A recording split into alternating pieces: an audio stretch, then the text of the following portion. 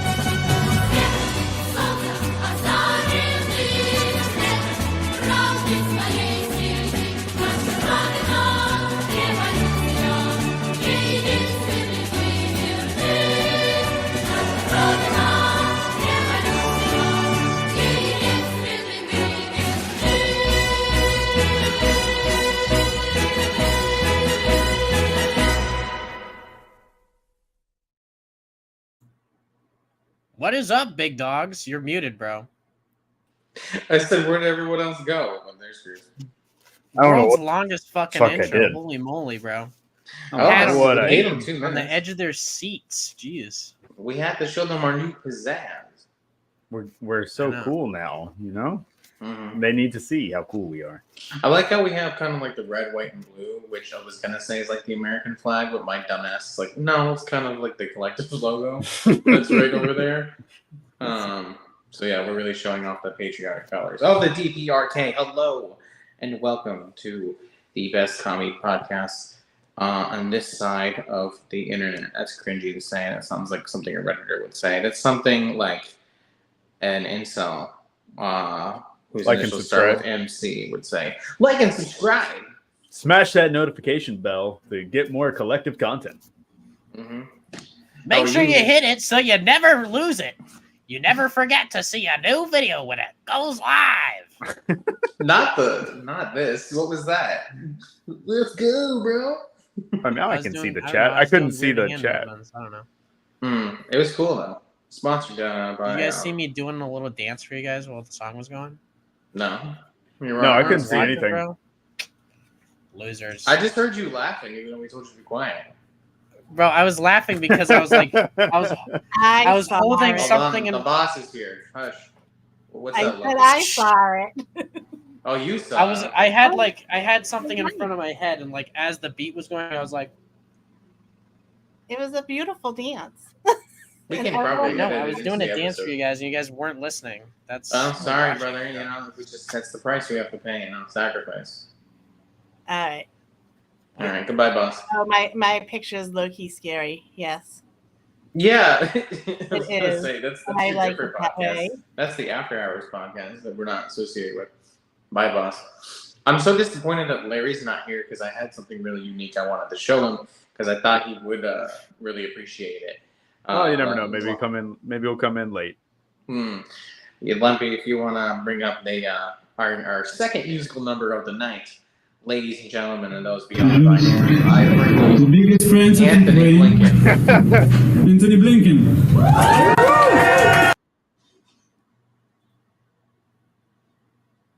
Not the audio dying. What happened?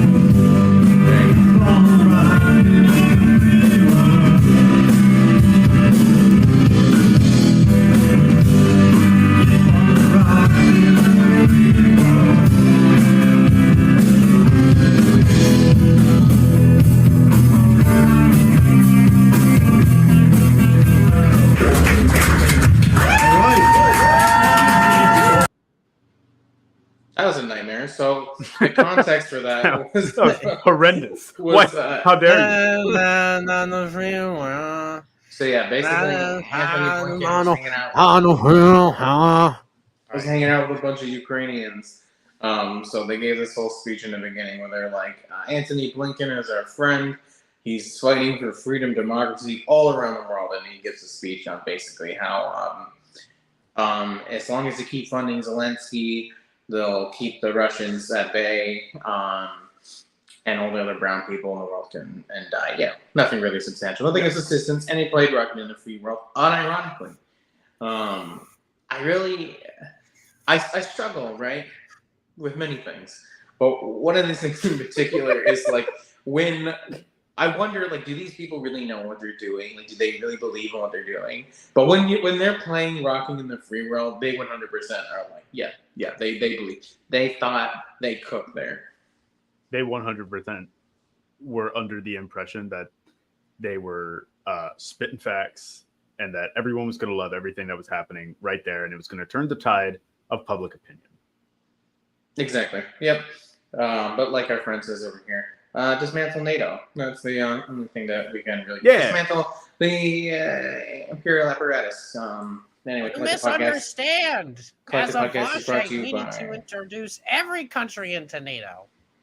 Then there will be world peace. But how can we introduce every country into NATO if we can't even get over ID poll? You bringing it up is ID poll, Ivan. So get out of here, you rad lib. If everyone is NATO, then no one is NATO, and the world will be fine. Incredibles meme, bro. When everyone's super, nobody's super. That voice is stupid, bro. I wonder if he's watching, but who cares? Anyway, so let's talk about more horrors beyond man's imagination. I got an article here. Want to bring it up, Lumpy? UN lowers count of women and children killed in Gaza. Would open up on the iPad, but for some reason it's being annoying. You want to read, Cruz? Because I'm having an issue over here. All right. Why the UN revised the numbers of women and children killed in Gaza? Tel Aviv, Israel.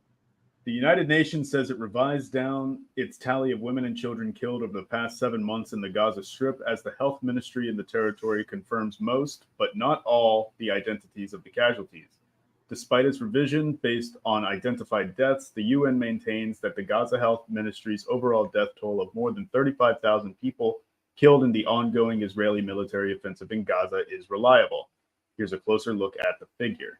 The UN humanitarian agency, citing Gaza Health Ministry, says 7,797 children and 4,959 women were killed in Gaza as of April 30th.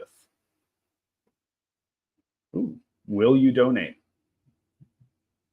Will collective donate? Absolutely not. Those figures, however, only account for 70% of the deaths fully identified. The UN says Gaza's health ministry has been able to fully identify 24,686 deaths out of more than 35,000 people the ministry says have been killed in the Gaza Strip. So, should I keep reading, or you want to go from there? I mean, what do you think? What do you think they get? Because ultimately, what I'm reading is they're trying to specify truly how many people were killed, but even within their own thing, it's like they've only been able to account for, they're accounting for 70% of the deaths. That's still how many people are missing. Like, it's still a ridiculous number. Absolutely, yeah. I mean, it doesn't make like as some of our loyal fans like to say, you're not beating the allegations.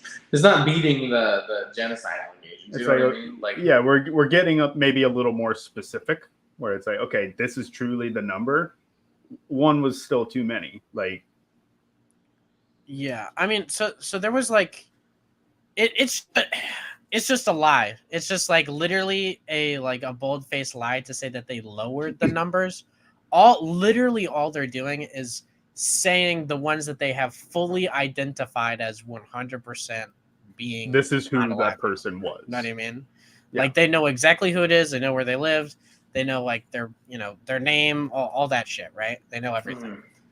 It's not saying that they're lowering the number. All it is saying that like the number of fully identified deaths is that number. Yeah, that's it. It's not saying it's lowering the number. It's just confirming the already known numbers. You know what I mean? Yeah, they're getting specific with it. What was that? I guess it would be like being like, a super commie example would be like the Battle of Stalingrad, right? Like, imagine there's a big ass battle within this battle one day, right? And there's a shit ton of people that, the German side and the Soviet side, they both know that those people are not alive anymore, right? Or at least that they, they're not alive, right? They don't know specifically who, but they know entire battalions are gone. You know what I mean? Yeah. Like, they're not lowering the number by then a couple of months later being like, well, here are the exact people and we can determine 100% that these people are dead. What they're doing is confirming already known statistics. Like, it's not like they're changing anything. Right, exactly. It's just an interesting way to write it.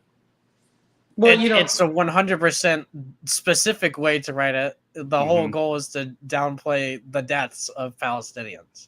Yep.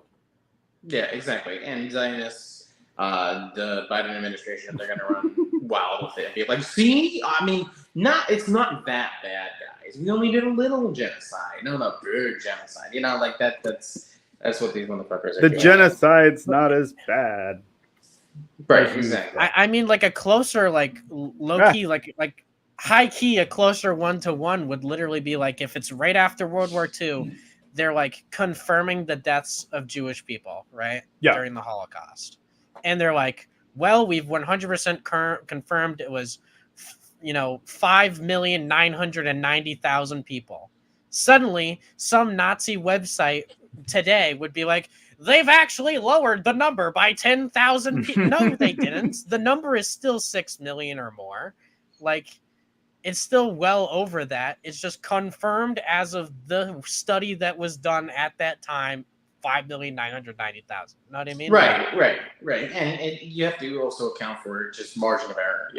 People who have gone missing, people who didn't have papers, people who, on not to be gruesome, who were eviscerated to the point where you don't even know if it's one person, there. So it's still well over, one unacceptable number. This is, again, it should never happen. But it like in the Holocaust example, whether it's 5,900,000 versus 6 million, it's 6 million people. It's at least 6 million people. Your cat, bro, is just he is desperate for my attention, and he picked the worst time. I thought my cat was gonna. I forced my dog out there.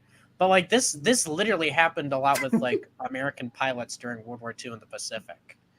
Like they would get downed, you wouldn't know if they're dead or not, but like that they're not there anymore. You know what I mean? Like they haven't come back in a while, so like now you can't confirm with 100% certainty, but like they're dead. You know what I mean?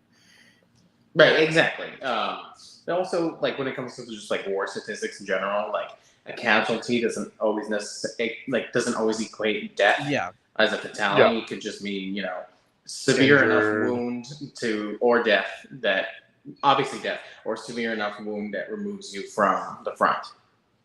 Yeah. Well, this particular thing is specifically the death toll. I know that I don't know this with 100% certainty what the current number is for casualties, but the last I checked it was like 78,000. It might be more because casualties is just it's injuries and deaths and events that cause you to not be able to be on the battlefield anymore or whatever. Right. All right. I'll look it up right now, actually. Okay. While you look that up, Comrade Renault has stepped away. Do you guys think that because the numbers are lowered, that perhaps there are people out there, Israelis specifically, who may be like a little bit more sober to the situation? Like, you're definitely not still blocking aid trucks, right? Right, Lumpy? That'd be crazy. Could That you would imagine? truly be shocking if they were doing something like that. I mean, I think the world.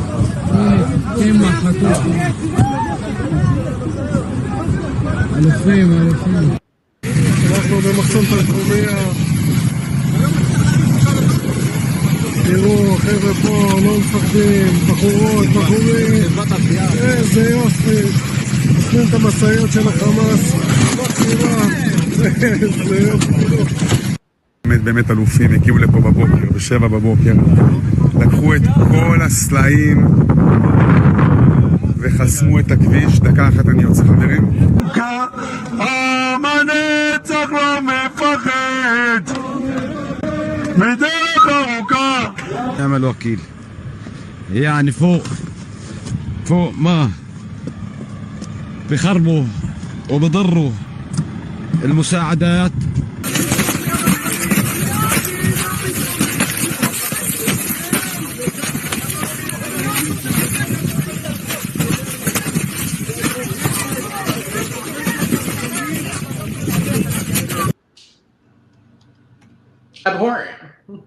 Abhorrent.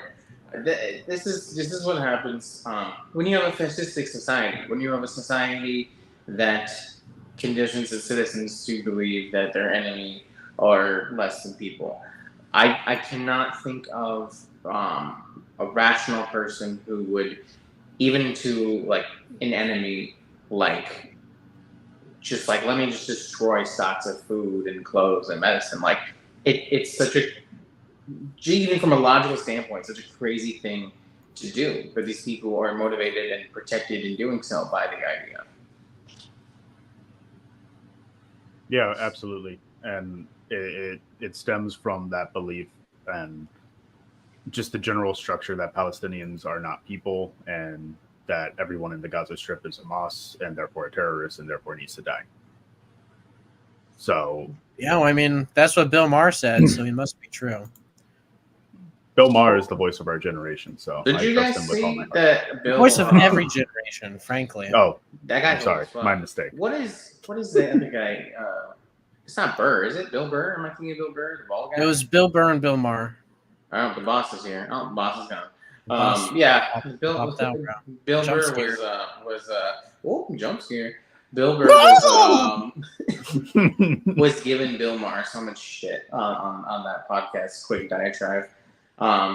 And I do admire Bill Burr's ability to just not give a shit, and I think that's what communists need to really start doing more. Because like Bill Maher's trying to get him to do a voice clip. He's like, "Did you know?"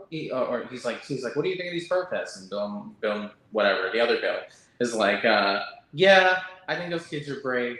And Bill Maher goes, "You know they side with Hamas," and he doesn't say anything. Like the other Bill's just literally silent, and then he's like, I support the kids." Like he didn't give him anything.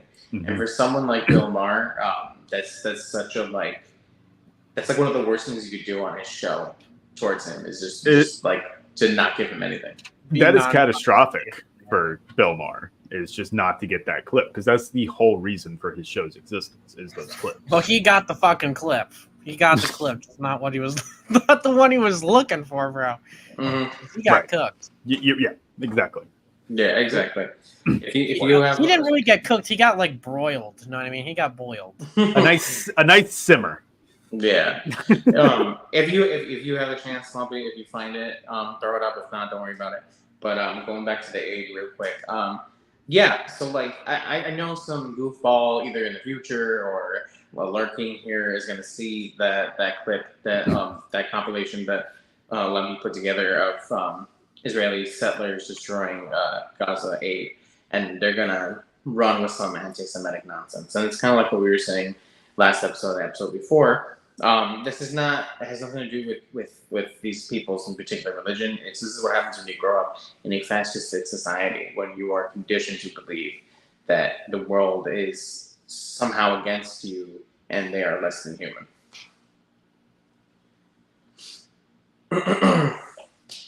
All right, let's see. What else we got here?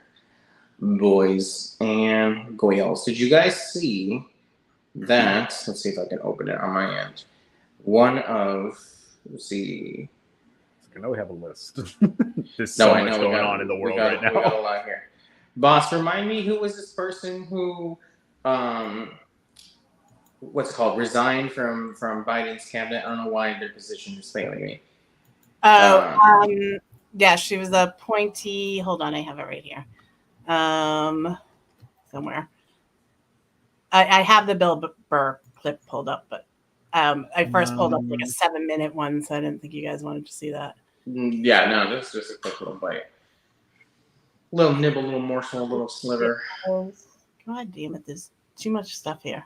Okay, so it is Secretary who was it? I'm sorry. You're good. Is it Lily Greenberg call? I'm looking at Washington Lily Post. Greenberg call, yeah. Jewish American. It was Lily Greenberg call who let me just pull it up. I have way too many things I have to push here. Donate to Collective so we can get our boss a double monitor. That's what I need. Okay, here we go. So she kind of cooked on this quote. You want to read it, brother? Yeah, she goes. She in her letter, this is exactly what it says from Washington Post. It says Lily Greenberg call, special assistant to the chief of staff in the Interior Department, cited her Jewish upbringing and ties to Israel in her resignation letter. She wrote that her family escaped anti-Semitic persecution in Europe and came to the United States, noting that they changed their names at Ellis Island and that her grandparents could not go to college. And she said, quote, "I can no longer in good conscience continue to represent this administration amidst President Biden's disastrous continued support for Israel's genocide in Gaza." So she cooked. Yeah. I'll send you the link in the thing, but I feel like I've read basically all that is relevant to be told. Yeah. She quit too on May 15th, which was Nakba Day. So 2 days ago. Yeah, she made a point of saying Wednesday. That. Mm-hmm. Right. But by the way, the updated toll, just to go back to what I said earlier, the updated toll is not 78,000 casualties. It is 79,261 injured, 10,000 more than 10,000 injured, and quote at least 35,303 people dead, including more than 15,000 children, and that's according to the today updated number by Al Jazeera. That doesn't include the West Bank, which has 503 people dead and about 5,000 injured, so 4,950. Excellent. Real good stuff. Most moral army in the world. All right. Do you want to see the Billboard stuff or no? Let's play the Builders. We're jumping all over the place, bro. This is ADHD night. That's Oh, for sure. Okay.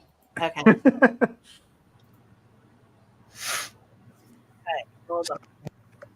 With the kids demonstrating for Hamas, they are in with For Hamas. Palestinians.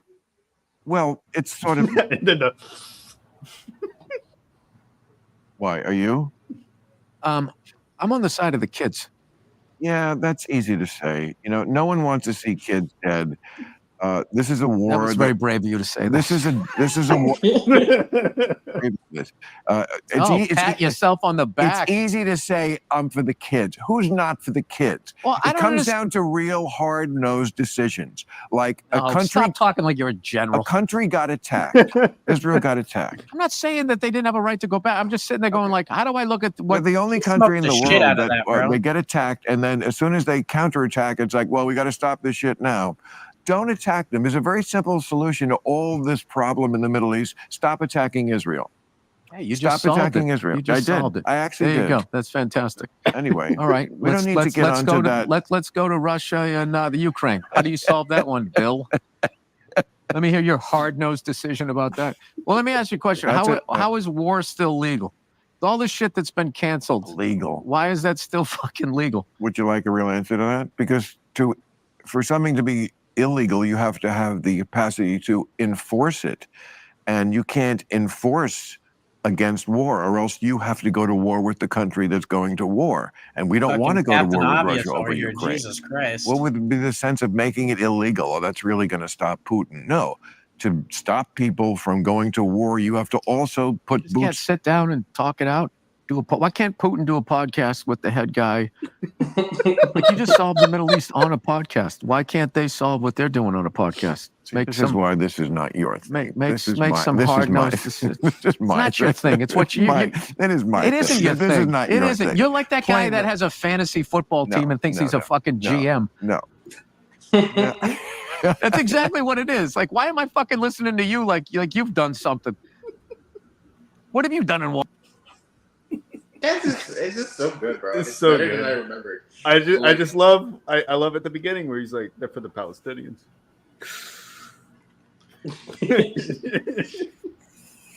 Right, exactly. It's so good.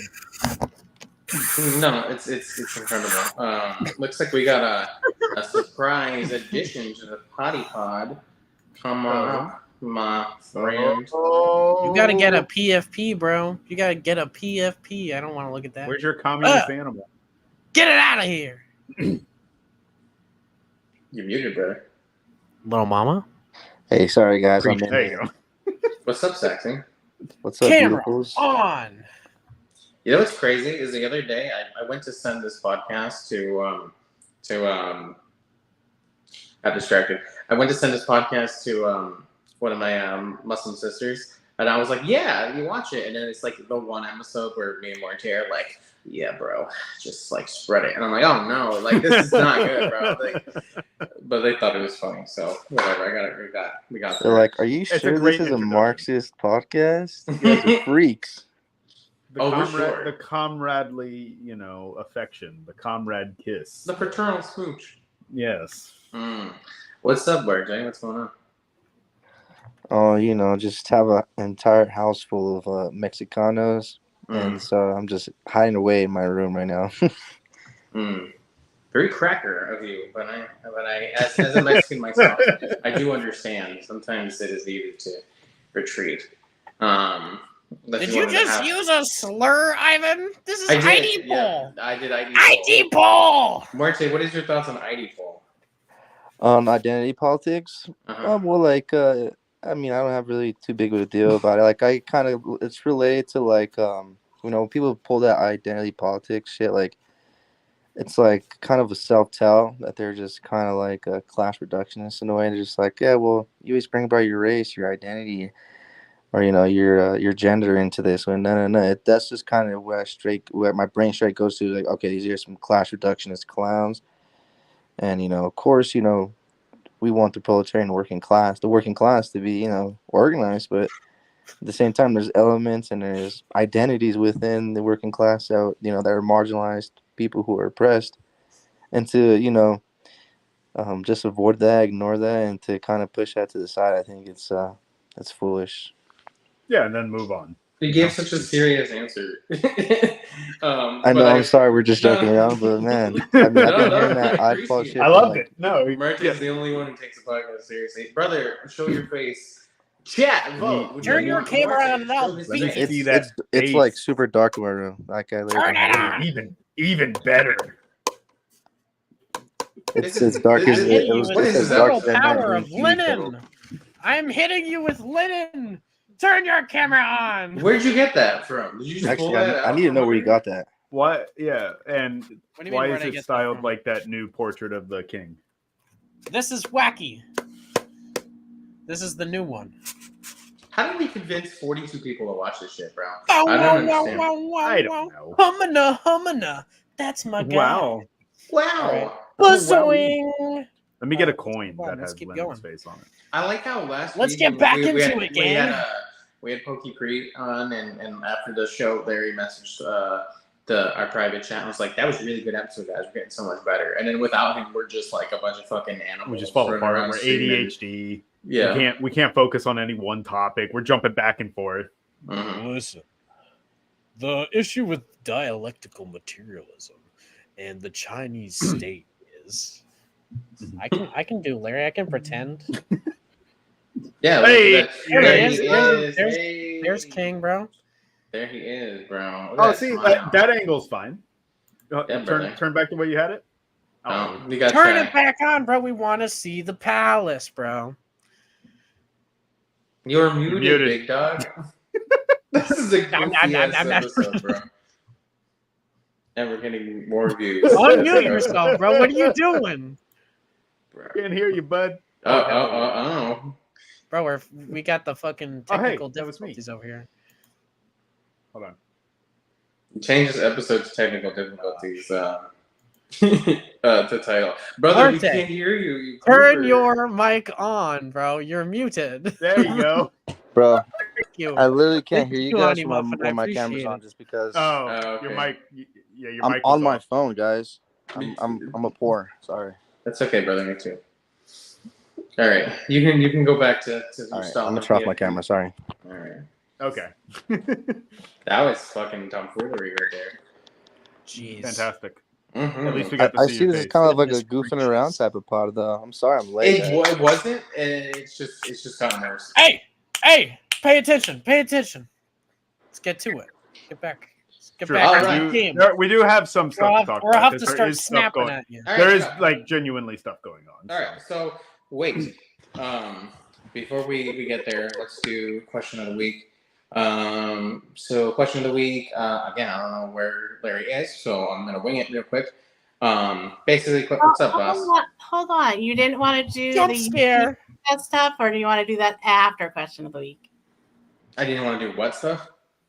The UC protest. Yeah, we can do it after.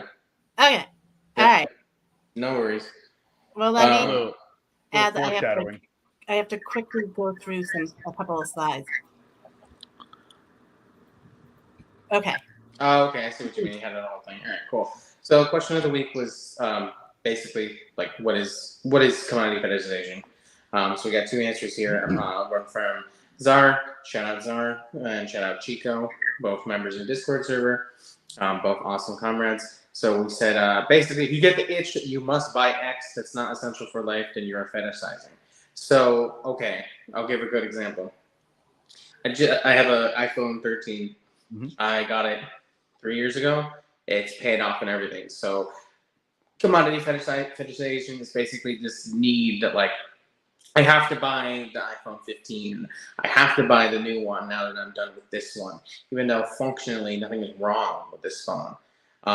Or like you have to buy the latest fashion trends. You have to buy the next iPad, the next Xbox, whatever. And that's actually a really good example. Video game consoles, like PS5s, were super hard to find because people just wanted the next thing, even though there's essentially no games, there's no real value on the PS5. My PS5 has been gathering dust on the shelf. Chico We're says just we're just Go for filling it. this void with all this materialist shit. You know, my soul's empty, man, because of capitalism. I'm kidding. I've ever since becoming a communist, actually, I've tried my hard to be as minimalist as I could, you know. But sometimes I like nice things sometimes, you know. And but yeah, it makes me feel good. But yeah, that's definitely, I think, one thing that, you know, is an issue is like people like they have the iPhone 14, fucking brand spanking new, buddy. It's all good and working, and like as soon as that 15 drops, you know, it's like I need it. If not, I feel like I'm behind or something. I'm still on the iPhone 11, so I think I was gonna say the 11's what what I got, and I'm only thinking about upgrading because I've broken it several times. The batteries. my battery's fried. You know, it dies in like 2 minutes. So I think you know, either replace battery or just go to like to a 12 or 13. I don't need to go straight to the 15, drop a whole rack or something. Right, Crazy. exactly. For me personally, a lot of it had to do with clothes. I used to be like way more into fashion and like trends and all that kind of stuff. And basically, as I've become more of a Marxist, I don't really give into that anymore. I just buy very simple shit at this point. Basically, wear all black all the time. That's my thing. Chico says it's the ideas that a commodity has some intrinsic value, disregarding the hidden labor value. Yeah. So basically, like again, PS5. People are paying $1,200. I'm making up prices. $1,200 for a PS5.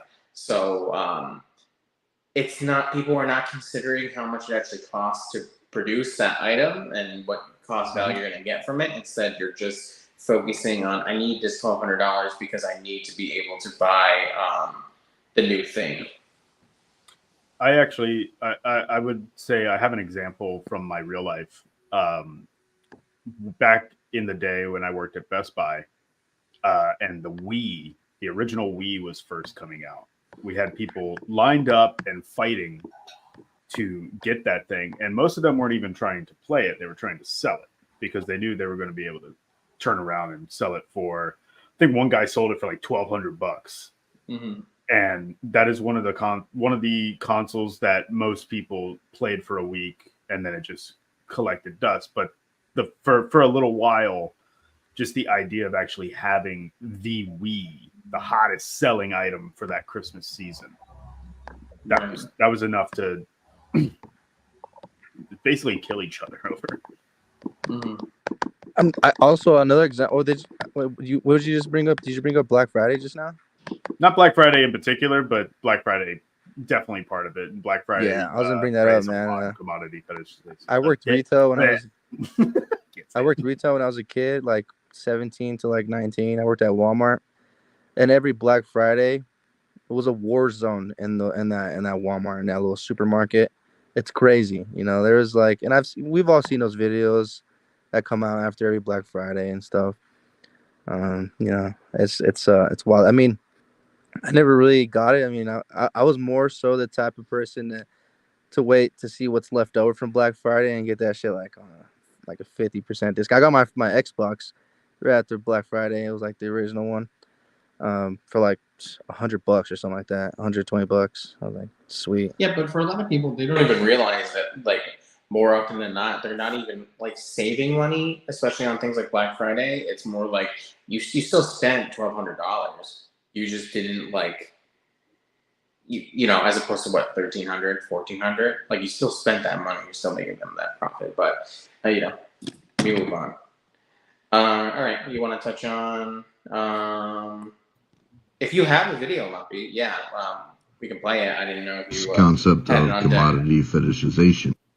When Marx used the word fetishization, he meant it differently than how we might use it. He meant it more like a mystical value. So what he was trying to say, what I think he was trying to say, was that we are giving objects an inherent value. And the problem with that is that it divorces it from the people who actually make these objects, the labor that's put into these objects, the people who are exploited for these objects. And I think diamonds are a really great example of this because diamonds don't have an inherent value. All commodities have value because of labor, because of workers. Beautifully put. Yep. Shout out Comrade Ash for that video. Very good stuff. Here. So check out the collective TikTok by Monday for the next question of the week. All of you watching, please participate for a chance to be featured on the podcast for a few minutes. Yeah. You know, I think for the most part, Comrade Ash pretty much hit it with the, hit the nail around the head. We a lot of times, we do ignore a lot of the working class that creates these phones. That's kind of like where the meme comes in, right? People are like, you live in a capitalist society, but own iPhone, dumb commie. But like the working class literally made that iPhone. The proletariat literally made that. If it wasn't for us, I mean, if it wasn't for the working class, there wouldn't be so many iPhones or Xboxes or PlayStations. It's actually really interesting because like whenever those reactionaries we argue with on TikTok are always like, dumb communists on the iPhone wouldn't exist. Listen, if tomorrow the means of production changed, right? Even in an extreme example where the anarchists had their way and now you just have people doing, whatever they want because they like to do it. That's my little dig anarchist. Like people still like the internet and phones. I think that shit's pretty sweet. I'm always getting complaints in my personal life, and I'm always messing around on Discord. Or I don't even answer other people's messages in Discord because I'm on another part of the Discord. It brings a lot to people, preoccupies people in a lot of ways. Allows people to socialize. It's cool. I mean, that's how we've all come together, through the internet. So like. Some dude with giant money bags didn't make like all of this happen. People are working. People are putting labor into that. But you can't expect reactionaries. You can't just throw money and then the internet exists. Someone has to put it together. All right. So let's stop giving the boss agita and let's do the UC Davis thing on the slides for a favor. Want to read that, Cruisy Cruise, when it comes up? Scroll down a bit. UAW. Oh. Go back up a little bit. Thank you. UAW 4811 authorizes strike across UC campuses defending the right to protest for Palestine. And Lumpy, can you zoom in a little bit? I can't quite read it. Perfect. On May 15th, 2024, the 76th anniversary of the Nakba, UAW 4811 members across the University of California took the historic step to authorize a strike in defense of workers' rights to peacefully protest in support of Palestine. 20,000 workers participated in the vote with a week's notice, with 80% voting yes. The decision to call for a strike authorization vote was made by the union in response to the brutal state-sanctioned assault on the Gaza Solidarity encampment at UCLA, where a mob of Zionists assaulted a peaceful gathering of students and workers with tear gas, mace, explosives, and blunt objects. Various law enforcement agencies stood by for hours as the attack continued unabated, only to conduct a violent sweep of the encampment the following day, firing rubber bullets and flashbangs at protesters. Over 200 students, workers, faculty, and community members were arrested for exercising their right to free speech and protest. At the University of California, San Diego, dozens of students and workers were also attacked and arrested by law enforcement during a peaceful encampment protest on May 6th. The strike vote comes on the heels of the nationwide campus movement of Palestine Solidarity encampments, which was initially sparked by the Columbia University students. The encampments themselves were a major advance of the broader movement for a free Palestine, which has seen millions of Americans take to the streets in defiance of the United States government's unconditional support of Israel's genocidal bombing and siege of Gaza. Despite the fact that the majority of Americans oppose U.S. foreign policy, the students leading the encampment movement have been demonized by the mainstream media and relentlessly attacked by law enforcement agencies across the country. In the face of this repression, the student movement has been steadfast in their solidarity with Palestinian resistance and in continuing to challenge imperialism within the belly of the beast. But this movement has done even more. The strike vote taken by UAW 4811 highlights how the student encampments have altered the terrain of struggle so that organized labor can now take decisive action in support of Palestine. Unionized university workers across the country have taken part in the encampments and made explicit calls in support of the broader movement for Palestine.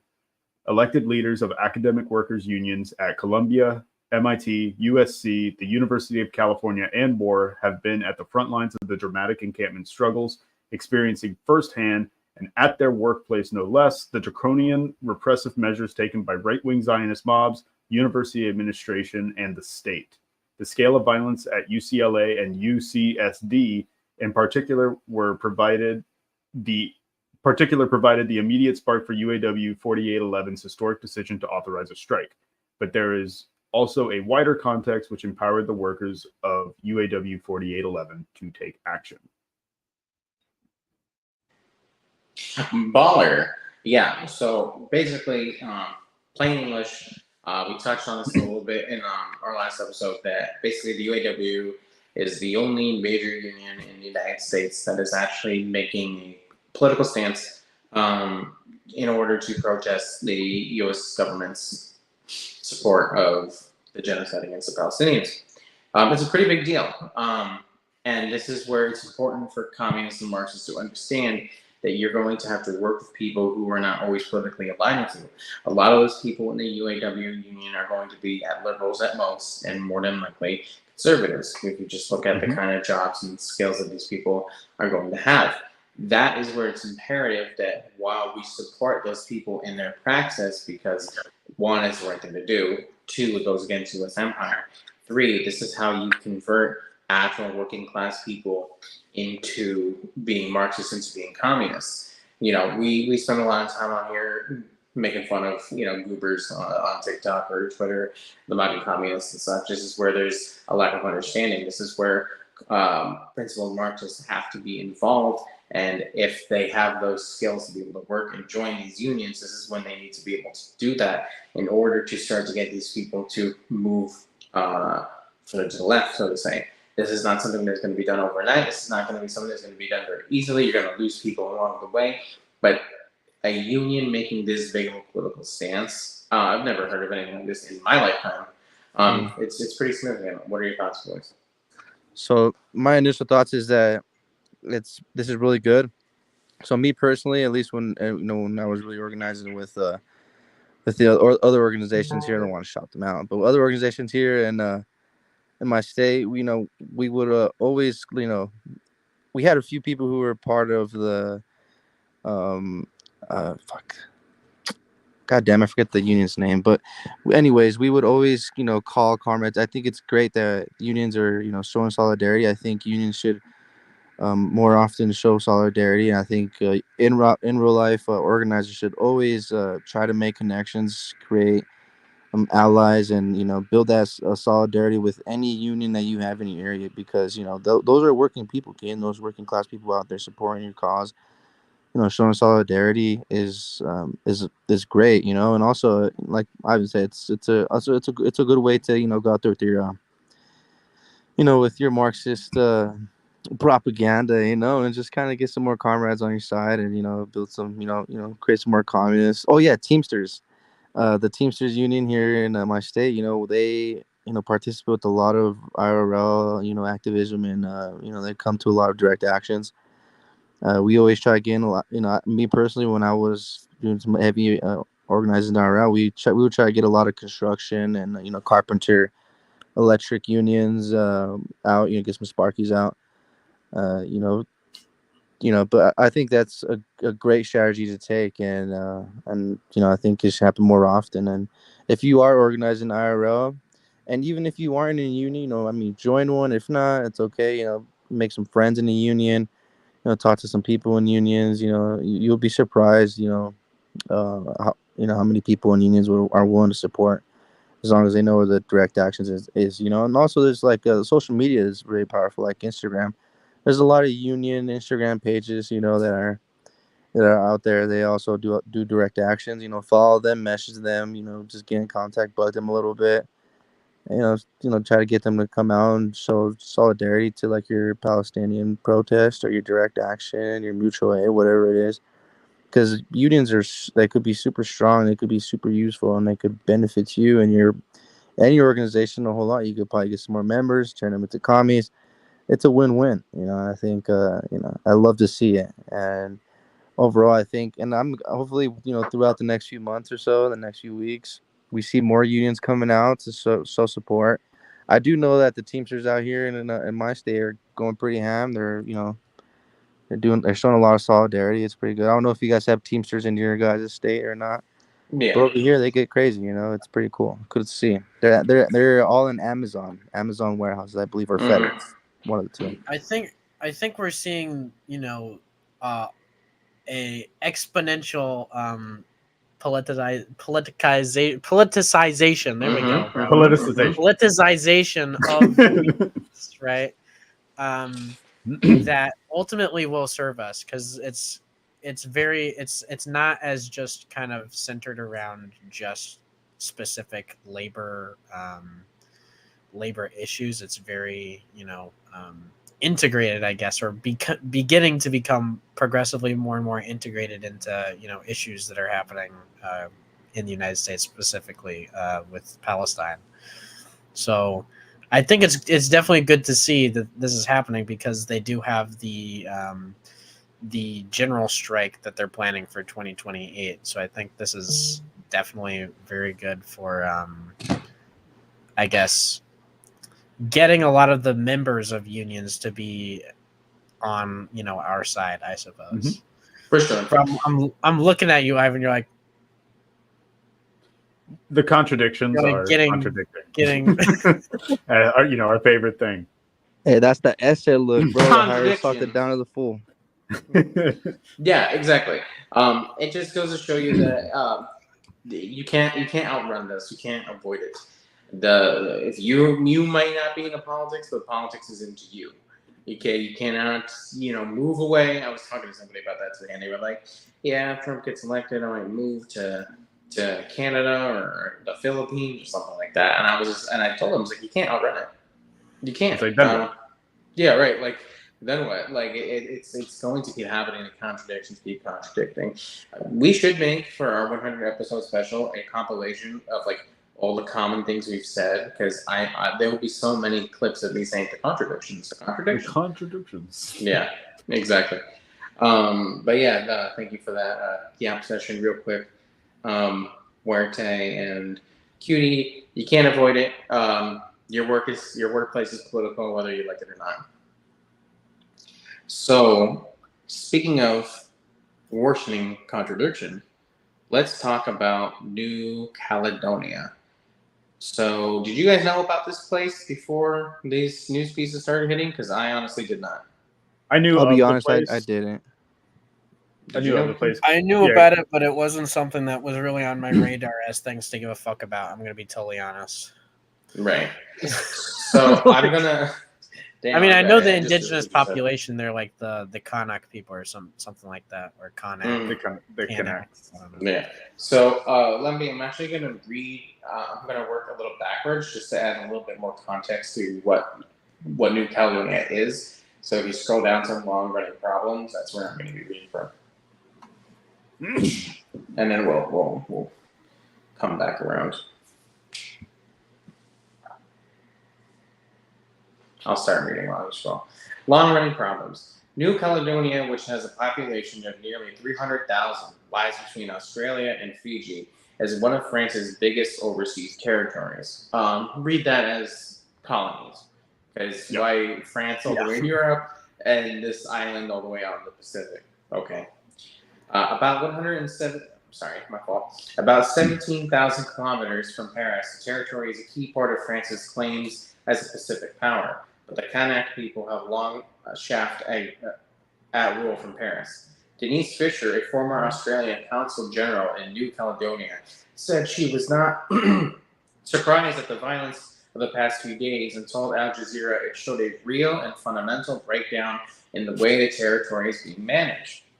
The voting rules are part of the so-called Nomia Accord of 1998.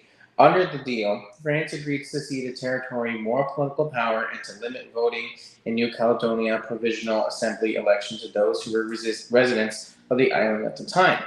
About 40,000 French citizens have moved to New Caledonia since 1998, and the changes expand the electoral roll to include those who have lived in the territory for 10 years.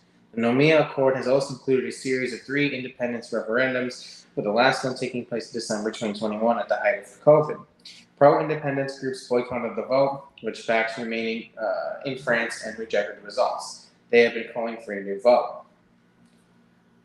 On Wednesday, the main pro-independence Kanak Socialist National Liberation Front, urged calm and condemned the violence, calling in a state for the rioters to return home. All right, well, that's not so let go. Just because I saw socialists got excited. Socioeconomic marginalization, land disposition, and disenfranchisement of the Kanaks have long been a source of violent civil unrest in New Caledonia. In a 1987 referendum, independence supporters angered at recent residents of the territory began given the right to vote, also led to a boycott. The overwhelming vote in favor of remaining in France led to a violent protest and ultimately to the 1988 Madagascar Accord aimed at rectifying inequality, and the Nomia Accord with its version of a shared sovereignty. The concerns are deep-seated, Fisher said. So basically what's happened, we can go back to the beginning, basically what happened is in 1998, the law was changed so that people who had lived there for more than 10 years can start to vote. The thing is, most of the people immigrating to the island were actual French nationals. You could read that as actual white French people moving to this island in the Pacific, and now all of a sudden having a legitimate voting power in this, what should be an independent nation. The thing here is that within this 10-year time span that they're giving people, we're not talking about new generations of people. We're not talking about, these people moved there and then, they settled with children and, whatever. We're talking about people who, even if you could even expand it even farther now, think about it. People who either move there or have residence there. They probably don't even have to live in the island for that long in order to have, political power. Now, what kind of people would be able to do that financially, politically? Landowner, business owners. So these are now people who are now putting their own stakes into the politics of New Caledonia. This is how settlers operate. So basically, unrest has been getting worse. So the article reads, 3 killed in riots after France backs New Caledonia vote changes. At least 3 people, I accidentally clicked on a different article. At least 3 people have been killed in the worst unrest in New Caledonia in more than 30 years. As rioting continued and schools remained closed after France adopted controversial reforms to the Pacific Territory voting rules. President French, did you catch that? President French Macron on Wednesday convened a Defense and National Security Council meeting to discuss the riots, canceling a scheduled trip to a French region. His office said Macron will issue a decree declaring a state of emergency in the territory. The presidency confirmed that 3 people have been killed and a police officer was seriously injured. All violence is intolerable, except for when they do it, and will be the subject of unyielding response to ensure the return of Republican order, the presidency said. Macron wanted to get an upper hand on the situation, said Al Jazeera's Nacha Butler, reporting from Paris. What we've seen in New Caledonia over the past couple of nights is unrest and violence spreading, she said. We know the overnight around 130 people were arrested, according to French Interior Minister. Shots were fired by some protesters at policemen. Hundreds injured. Despite heavily armed security forces fanning out across the capital, Nomia, and the ordering of nighttime curfew, rioting continued overnight, virtually unabated. The curfew has now been extended to Thursday night, said Butler. Buildings and cars have been torched, set alight. Schools and other institutions have been shut for the next few days. No flights were taking off from the international airport. Hundreds of people, including around 100 gang of Marines, have been injured in unrest, French Interior Minister General Darmian said on Wednesday in Paris. In Nomia and the commune of Pitia, there were reports of several exchanges of fire between civil defense groups and rioters. On Wednesday, streets in the capital were pocketed by shells of burned out cars and buildings, including a sports store and a large concrete climbing wall. I just have to say, I don't know if you guys are getting this impression, but when I'm reading this, it makes me feel like yes, they're painting a lot of violence in this article, but it also kind of seems like a severe downplay of almost a spontaneous independence, revolt. Yeah. Before we continue, I do want to update these numbers a little bit because this article right here is a couple days old now. So the number dead has been updated to 5. 2 additional people had died, and France has added an additional 1,000 police on the island. There were already 1,700, so there are now 2,700 police there to attempt to, do their thing. And I have also the New Caledonia island has a population of 300,000. 40% of that are the indigenous population. So the settlers now outnumber the actual indigenous population. Whereas before it was there was a little more even ground there. Thank you for the update, my friend. Thoughts on this, Cutie, as a professional angloid here? What is your take on this, sir?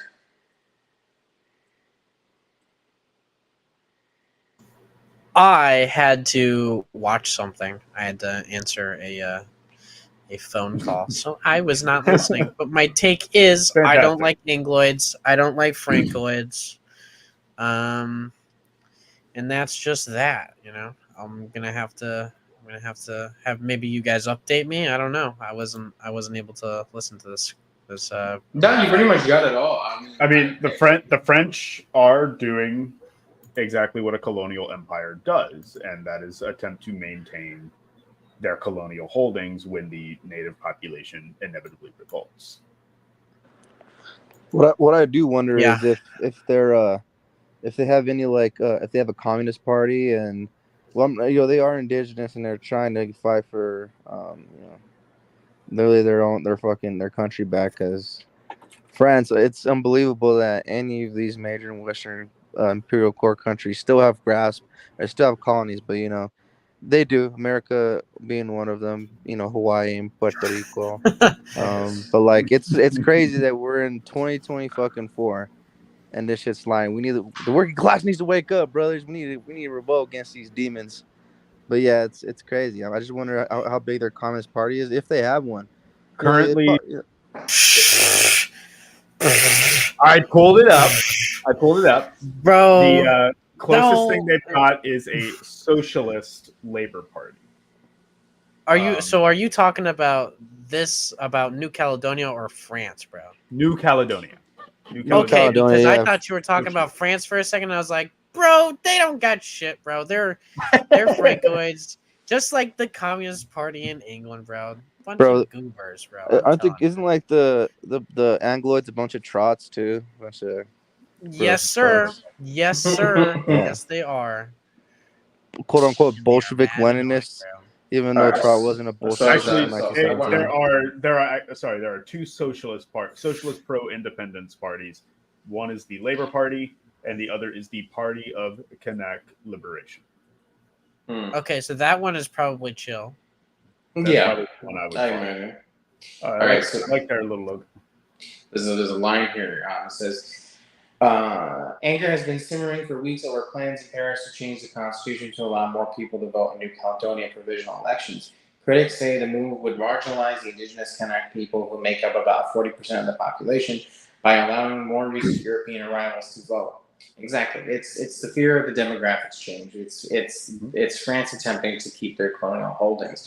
Now, this is actually interesting because when we talk about the so-called concept of multipolarity, when we talk about different powers rising, a lot of communists who fall sort of down this pipeline don't seem to understand that when it comes to multipolarity, that you have different capitalists, different powers, different poles, all vying for power control of markets, labor, and bodies.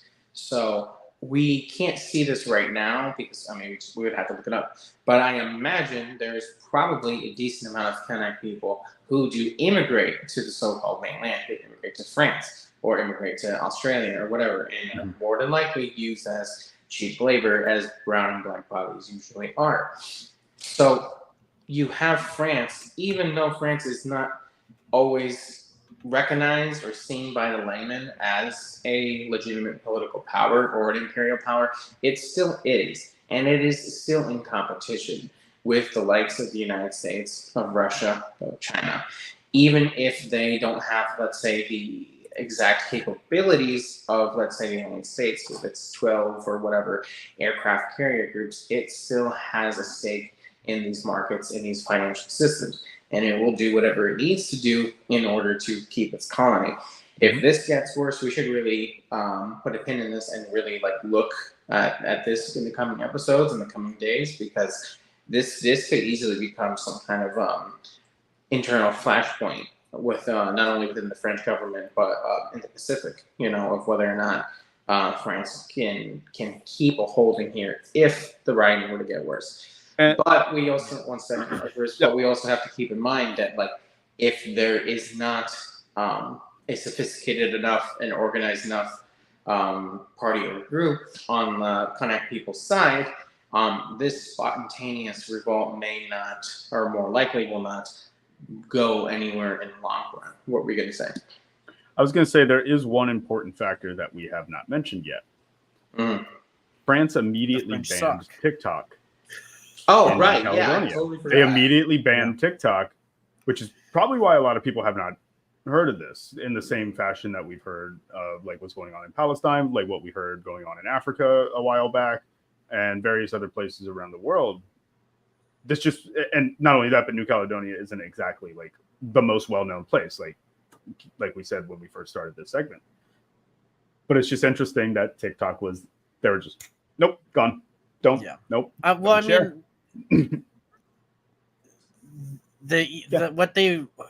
I'll put it like this. This isn't even very surprising to me, because effectively TikTok has turned into sort of especially in those type of flashpoint situations like's happening in New Caledonia, where everything is, very localized.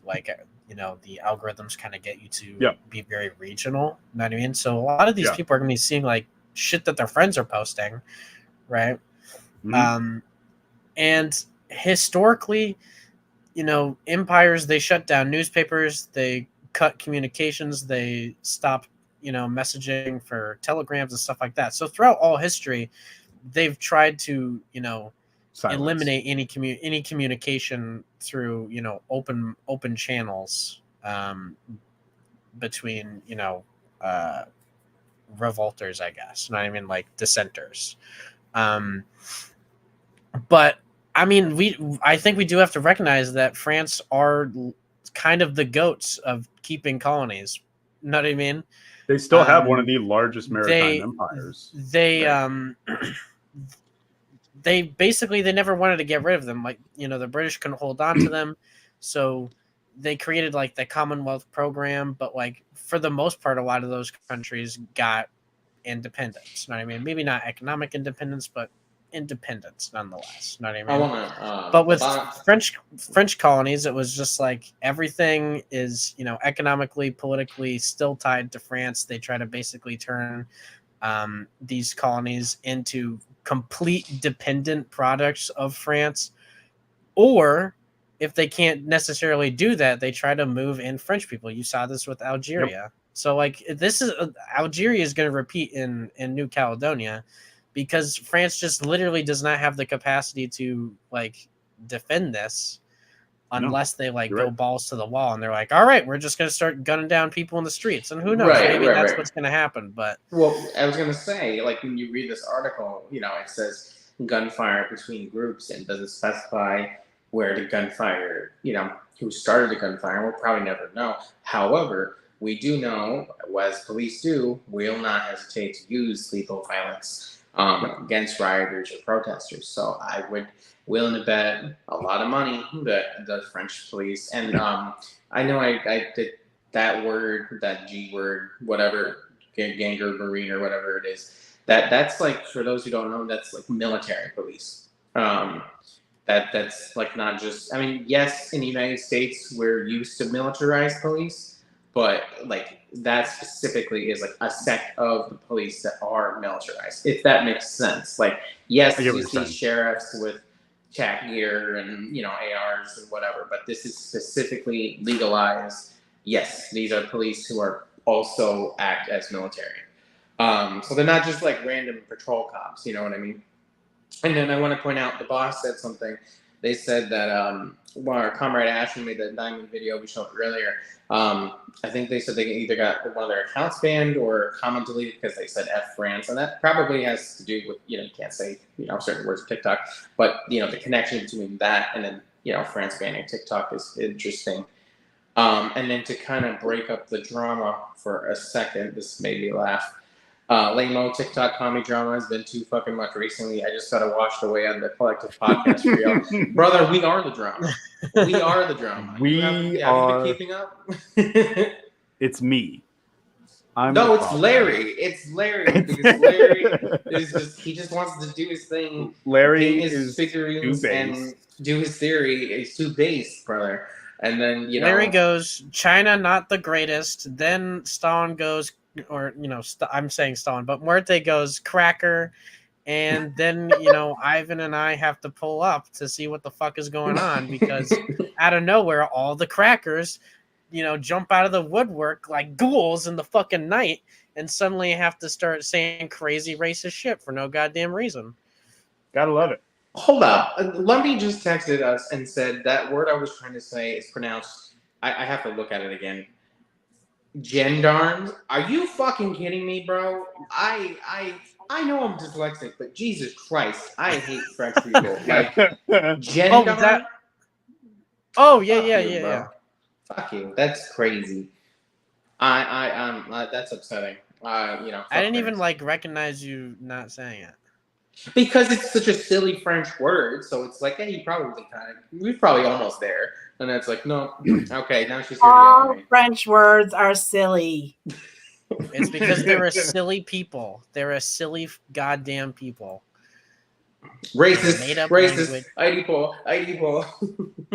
They have a made-up language. They're a bunch of French German, Latin bastards. Maybe I shouldn't admit that. I am not. I was going to say, you shouldn't have said that, bro. We're like anti-Canadian right now. All right, get out of here, Germanoid. Frankoid. All right, so jokes aside, definitely a situation that we're going to want to keep up with. This would actually be good. Maybe not next week because we have a surprise. But the following week or whatever, we should do a podcast specifically about the French holdings, because we touched on Niger a couple months ago, but, you know, we should do a Niger update. We should do a Caledonia update and just kind of, you know, dog on the French. I mean, New Caledonia, not Catalonia? Or are we going to talk about Catalonia? We can talk about Caledonia too. Okay. I don't think there's anything going on there, but... Well, we can just do it. Outside of them, like, you know, doing very tacit whining, like, we want independence, let us do a vote. And Spain be like, you can't do a vote. And they're like, all right. they got to get like these folks and just like, fuck it, we ball. All right, boys. Got any last words for all the commies and comments in the audience? Antarctica's got shit going on. Look it up. Hey, flowers are booming in Antarctica. You know, it's getting hot. No, it's fine. Inshallah, the global elite will let us breach through the ice walls to get to the rest of the world. Finally. Are you implying that there's just... Is it that there's Muslims in Antarctica trying to get out of the ice, or we're trying to go over the ice? We have to go over. We're trying to get through the ice, through those government drones keeping us from nirvana, brother. It's right there. We just got to keep going. Y'all stupid. This episode is crazy. Allah is waiting for us beyond those walls. Hashtag for Allah, brother.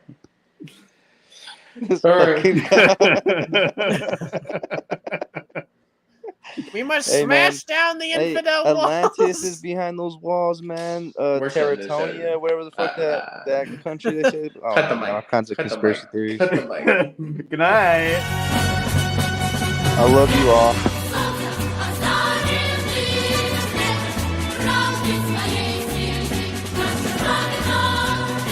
Ba, ba, ba, ba, ba.